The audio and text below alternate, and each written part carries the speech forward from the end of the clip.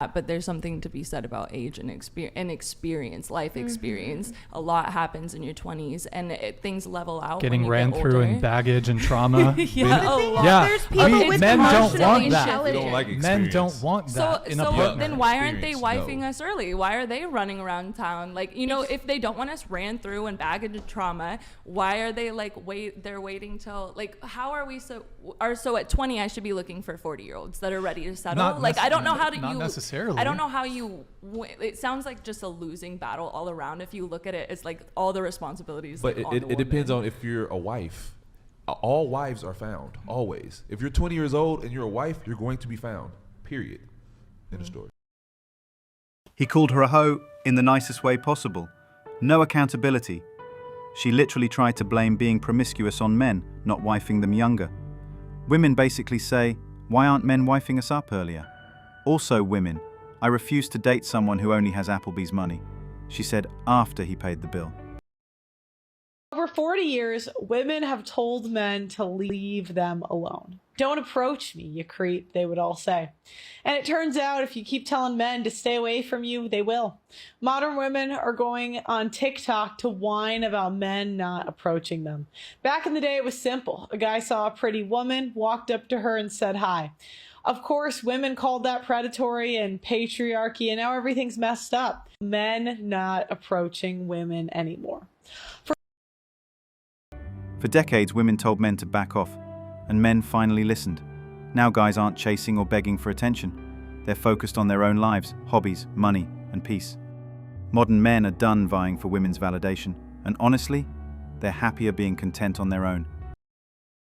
Men are providers, so go do that job. Go learn a trade. Go do something. Well, you said that that's all they're good for. Yeah. And what are you good for? A lot of things. Like? I'm funny. I'm smart. You haven't demonstrated that yet. Okay, well, that's your opinion. I'm a musician. I dance. You dance? Yeah, the list goes on and on. What a great quality. You can dance. What do you bring to the table, though? What do I bring to the table? Yeah. I'm smart. I'm funny. I'm attractive. I have talent. I don't know if men are so useless that their only job is to be providing for you. It sounds like you're just a typified eater. Like, I don't know what you're really bringing to the table. You're just kind of consuming resources, right? I mean, if you want to hear the answer that I could be domesticated and I can cook and clean and do all that, I can. No, that's not what I'm asking. What I'm asking is what value are you bringing to society? By being me. By being you.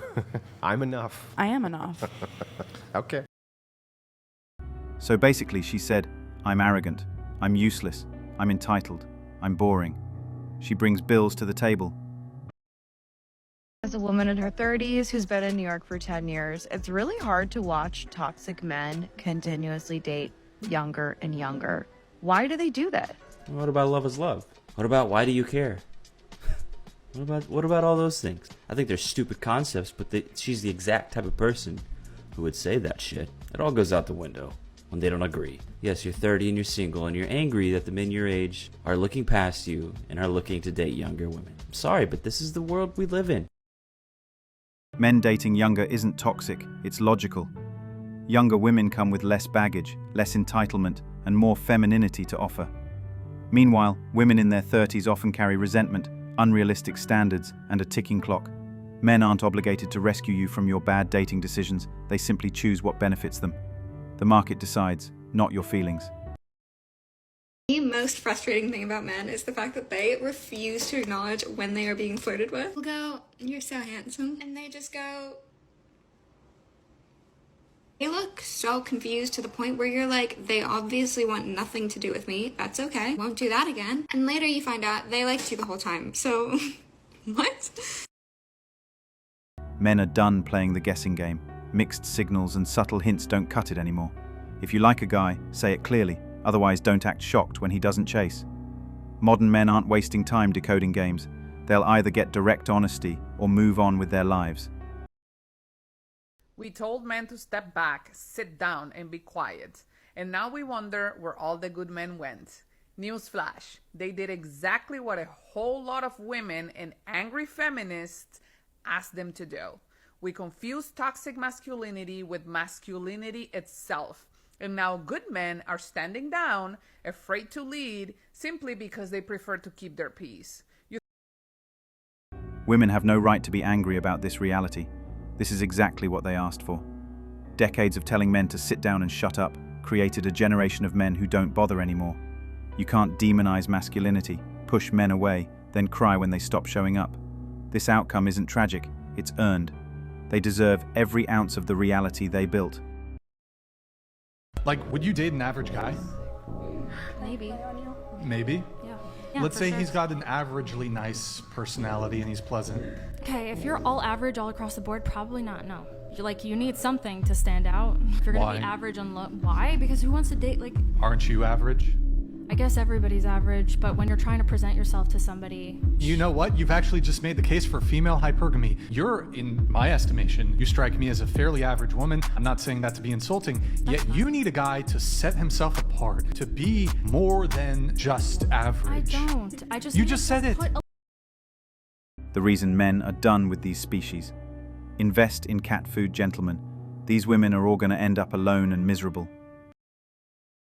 These are two things that men want that women do not understand. One is that they want reciprocation. And it's not that hard, ladies. Text him first sometimes. Ask him how his day went. Ask him what went wrong. Love him with as few conditions as possible. And just be patient with him. The fact is that most men have experienced relationship after relationship with unbalanced efforts. It's been primarily him putting forth efforts without reciprocation. And then he's been burned and he's not doing that again. 2, he wants you to understand that he will never be perfect. At some point, he will be inconsistent. Sometimes he will be impatient. Sometimes it will be hard for him to handle your mood swings. He just needs to be able to have a bad day or even just a bad moment without it blowing up everything. Because he wants you to be steady in your love for him and to realize that that bad moment, that bad day does not redefine him. That it's actually everything else that he's done right that should define him.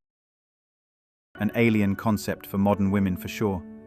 The fact that women have to be told any of this speaks to a preposterous level of self-absorption and entitlement. We're owed every bit of love you are owed. We just don't receive it. Men don't need women, women need men. Men could survive without women. If all the women disappeared tomorrow, men would be fine outside of reproduction. Women need men. If tomorrow they made artificial wombs, what would they need a woman for? Who's a better companion, men or women? So men built the world. All the hard jobs are done by men. If men disappeared tomorrow, society would collapse. Men built the world that we complain about. Arguably, one of the driving forces for men doing what they do is women. Is women. I think men built this world for women. What I'm saying is men could survive without women. Because men can be alone, women can't. Women are social beings. We need attention, and men don't. You don't see women going out to the woods and just roughing it. That's a man thing. Who's camping and fishing? It's not us. Facts. The peace and silence of being alone is unmatched. Thanks for watching Manhood. If you want access to exclusive episodes and want to support the channel, hit that join button and become a member. Don't forget to like, subscribe, and share this video if it hit home.